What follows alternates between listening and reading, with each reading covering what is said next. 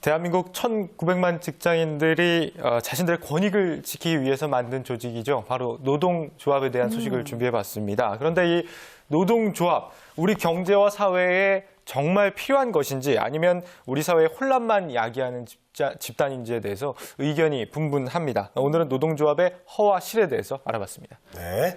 자, 국민들의 머릿속에는 노동조합이 어떻게 인식되고 있는지 참 궁금한데요. 자, 노조 하면은 솔직히 얘기해서 이거 파업. 네, 투쟁. 이것만 좀 솔직히 먼저 떠올라요. 머릿속에. 예, 어쩔 수 없는데 이게 좀 결국은 이런 것들이 투쟁, 단결 뭐 이런 것들이 좀 부정적인 이미지가 있는 건 사실입니다. 맞습니다. 네. 우리가 언론 보도를 통해서 자주 접하게 되는 이 노동조합의 소식이다 하면은 대부분 이 뭐 파업하는 모습, 대기업들이 파업하는 모습을 많이 보게 되는데 그렇죠. 이렇다 보니까 국민들은 이 고액 연봉을 받으면서도 더 많은 임금을 요구하는 어떤 그런 대기업 노조에 대해서 귀족 노조다라는 인식들을 많이 갖게 되고요. 맞습니다. 그래서 좀 비판 의식들이 노조라는 것 자체에 대한 비판 의식이 좀 높아지는 것 같습니다. 그런데 이 사실 노동조합은 근로자들의 권익을 보호하기 위해서 존재를 하거든요. 이 언론에 나오는 대기업들뿐 아니라 이 대한민국의 경제의 90%를 차지하는 뭐 일반 중소, 중견기업들의 근로자들을 우리가 눈여겨볼 필요가 있습니다. 네. 강소기업들이 아닌 이상 이 대기업만큼 좋은 처우를 받지 못하고 이런 거 당연할 텐데 이 때문에 이 직원들이 함께 뭉쳐서 기업의 정당한 권리를 요구를 하고 또 집단의 힘을 빌어서 직원 개개인들이 피해를 받지 않도록 지켜내는 것, 이게 바로 노동조합의 취지다라고 할 수 있습니다. 네, 노동조합 우리가 생각하는 이미지는 뭐 파업 이미지가 강하지만 사실은 근로자들의 권익을 지키기 위한 집단입니다. 그러면 근로자들에게 실질적인 도움을 주고 있는 어떤 지표, 객관적인 어떤 자료가 있으면 우리가 믿음이 더 갈 것 같아요. 네, 이 직장인들 모두가 공통적으로 바라는 게 있죠. 바로 더 많이 버는 걸 겁니다. 그렇죠. 직장인들이 노조에 가입을 하면 임금이 평균 10% 이상 인상되는 효과가 있다는 연구 결과가 나왔습니다. 한국개발연구원 KDI의 유경준 수석 이코노미스트와 이 중앙대 강창희 교수가 함께 내놓은 연구 논문에 나온 결과인데요. 이 논문에 따르면 이 직원 수가 100명이 넘는 기업의 경우에 이 노조를 설립했을 때가 그렇지 않았을 때보다 평균 임금이 최소 2.1%에서 최대 12.1% 더 증가하는 것으로 조사가 됐습니다. 네. 자, 우리나라 근로자들이 어떤 일하는 시간에 비해서 임금 수준이 좀 떨어진다는 거는 좀 다들 느끼고 있는 점들이에요. 그리고 또 네. 물론 지적도 좀 많았었고요. 근데 그런 입장에서는 어떤 노동조합을 설립한다는 게 그분들의 어떤 복지와 그런 걸 위해서 꼭 설립이 돼야 된다 이렇게 생각하고 있거든요. 네. 그리고 노조를 이제 설립하는 게 기업한테는 좀 좋은 영향을 미치지 않는다 이런 생각들을 하고 있는 게 그렇죠. 네. 일부 예에서 약간 나타나고 있거든요. 서로 입장이 다르니까요. 맞아요. 강성 노조를 갖고 있는 일부 대기업의 경우에는 파업이 좀 길어지고 그러다 보면 실적이 악화되고 이런 것도 우리가 심심치 않게 보잖아요. 맞아요. 맞습니다. 이 노동조합이 기업의 생산성 향상에 발목을 잡는 모습도 우리가 종종 목격을 하곤 맞아요. 하는데요. 이번 논문에서는 이 노조 설립이 기업의 생산성이나 수익성에 미치는 영향에 대해서도 조사를 했습니다. 결과적으로 노동조합이 생긴다고 해서 기업의 생산성이 일방적으로 나빠지거나 혹은 좋아지거나 하지는 않았습니다.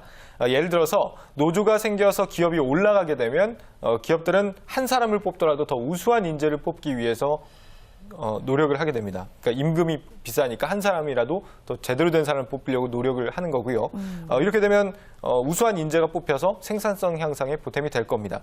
또 이 노조가 기업을 상대로 직원들의 고충을 개선해달라라고 요구를 하고 기업이 이를 수용하게 되면 또 생산성 향상에 보탬이 되는 겁니다. 네. 하지만 반대의 경우도 예상할 수가 있는데요. 이 노조가 반대로 경영진의 의사결정에 지나치게 제약을 가한다든지 불필요한 인력을 많이 채용하게 한다든지 이런 안 좋은 쪽으로 영향을 미친다면 기업의 생산성에 오히려 악영향을 미칠 수도 있겠죠. 분명히 도움이 되는 면이 있지만 지나치면 또 독이 되기도 하는군요. 그렇습니다. 잘 나가는 기업의 이 CEO들이 가장 먼저 좀 노동조합하고 먼저 일단은 신분을 좀 유지하려고 하잖아요. 그런 게 좀 이해가 되네요. 맞아요. 최근에 우리 경제 내수 침체도 있다. 이게 상당히 문제가 큰데 어쩌면 우리 경제 막힌 곳을 좀 뚫는 활로가 노동조합이 될 수 있겠다. 이런 생각이 들어요. 이번 소개해 주신 연구 결과에만 따르면 일단 노조에 가입을 하게 되면 임금이 좀 올라가고요. 소득도 늘어나고. 그렇죠. 소득이 예. 늘어나면 일단 쓰게 될 테니까요. 소비도 좀 활성화가 되고 이렇게 좀 볼 수 있을까요? 네, 그렇습니다. 노조의 어떤 순기능이다라고 볼 수 있겠는데요. 하지만 우리나라의 노동조합에 대한 인식 때문인지 이 노조 조직률과 가입자는 상당히 절망적인 수준입니다. 지난 2013년 기준 우리나라의 노동조합 조직률은 10.3%에 불과합니다. 아이고. 우리나라 전체 근로자 10명 가운데 이 노조에 가입한 사람이 단 한 명뿐이라는 얘기입니다. 이 노조 조직률은 역대 단 한 번도 이 10% 초반 수준에서 벗어난 적이 없습니다. 다른 나라와 비교를 해보면 상황이 얼마나 심각한지 알 수가 있는데요. 한국의 노조 조직률은 OECD 30개 회원국 가운데 28위에 불과합니다. 독일과 일본이 20%대 수준이고 영국은 30%대, 복지가 잘 되어 있는 스웨덴의 경우에는 70%에 달합니다. 종로나 저기 여의도 국회 쪽에 가면 항상 노조하는 모습 많이 봐가지고 저는 이렇게 적나 싶어서 되게 많은 줄 알았어요. 저조하네요, 생각보다. 그러네요. 네. 보는 게 다가 아니군요. 자, 이게 근로자들이 어떤 그 노조 가입을 꺼려서 그러는 건가요? 아니면 뭐 못하게 하는 어떤 이유가 있나요? 예, 노조 조직률이 낮은 이유를 미루어 짐작해 볼 수 있는 그런 지표 자료가 네. 있는데요. 네네. 지난해 8월에 있었던 경제활동 인구조사 부가조사 결과에 따르면 네. 우리나라 전체 임금 근로자 가운데 노동조합에 가입할 수 있는 사람은 18%에 불과했습니다. 근로자 74%는 직장에 노동조합이 아예 없었고요. 나머지는 직장에 노동조합이 있어도 가입 대상이 아닌 경우였습니다.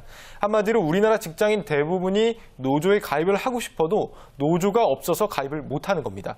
뿐만 아니라 노조가 있어서 가입할 수 있는 경우에도 10명 가운데 3명은 가입을 하지 않았는데 왜일까요? 이 노조에 가입하면 회사로부터 받을 수 있는 불이익을 염려한 조치가 아닐까 이렇게 추측을 해봅니다. 네. 근데 이런 걱정이 좀 이해가 되는 게 막상 노조에 가입을 하고 나면 소위 갑과 을이라고 하는데 사용자는 갑이고 우리 근로자들은 을일 수밖에 없잖아요.